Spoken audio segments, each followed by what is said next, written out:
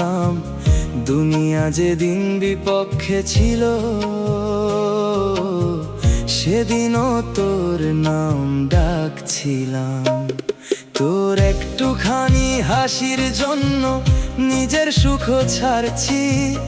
তুই ভালো থাকবি বইলা হাজার কষ্ট সহ্য করছি।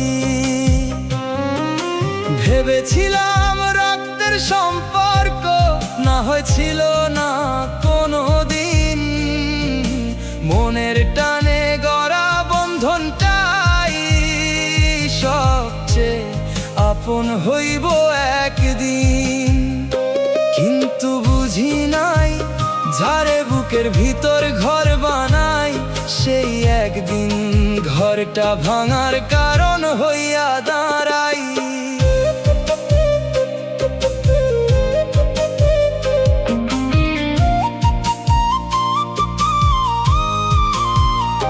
তুই চলে যাওয়ার পরে ঘরটা আগের মতোই আছে, খালি তোরে ডাকার মানুষটা আগের মতো নাই আর কাছে। তোর জন্য রাখা চিঠিগুলা এখনো আলমারিতে ঘুমায়, শুধু সেই মানুষটা আর নাই যারে বইসা পরে শোনাই। রাইতে বাতি নিভাইয়া যখন চুপচাপ শুইয়া থাকি, মনে হয় এই পৃথিবীতে আমার চাইতে একা কেউ নাকি। বুকের ভিতরে জমা কান্না শব্দ হইয়া বের হয় না, কিছু কিছু ব্যথায় আছে যেগুলা কাউরে বলা যায় না। যারে আপন ভাবলাম সেই পর হলো, আমার আকাশটাই অন্ধকার হলো। যারে বুকের ডান পাশে রাখছিলাম, সেই বুকের গভীর ক্ষত হইল। যারে আপন ভাবলাম সেই পর হলো, আমার জীবনের আলো নিভাইল। আমি মানুষটা বাঁচা রইলাম, কিন্তু ভিতরটা কবে জানি মইরা গেল।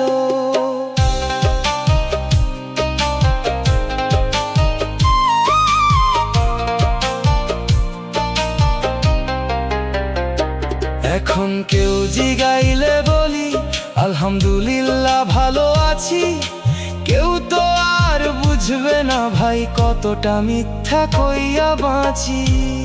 তুই জানোস আজকাল আয়নায় নিজের দেখতেও ভয় লাগে, কারণ ওই মুখটার ভিতর একটা ভাঙা মানুষ জাগে।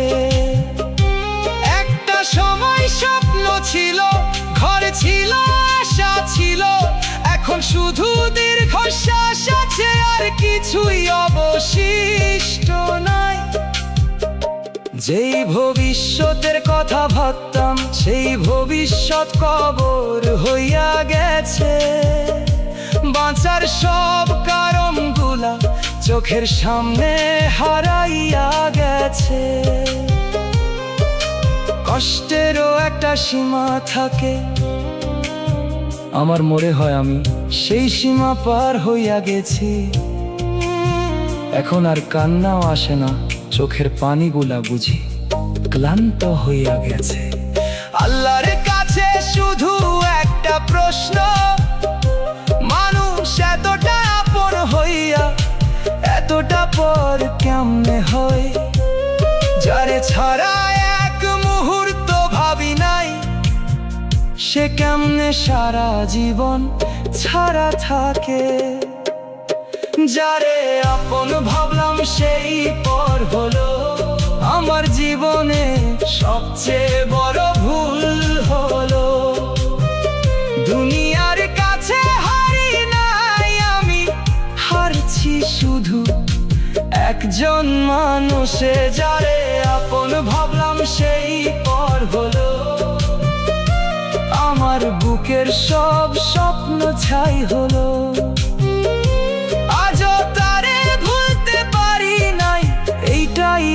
সবচেয়ে বড় শাস্তি হলো একদিন যদি খবর পাস আমি আর এই দুনিয়াতে নাই। জানিস মরার কারণ বয়স ছিল না, তোর দেওয়া কষ্টগুলা ছিল ভাই।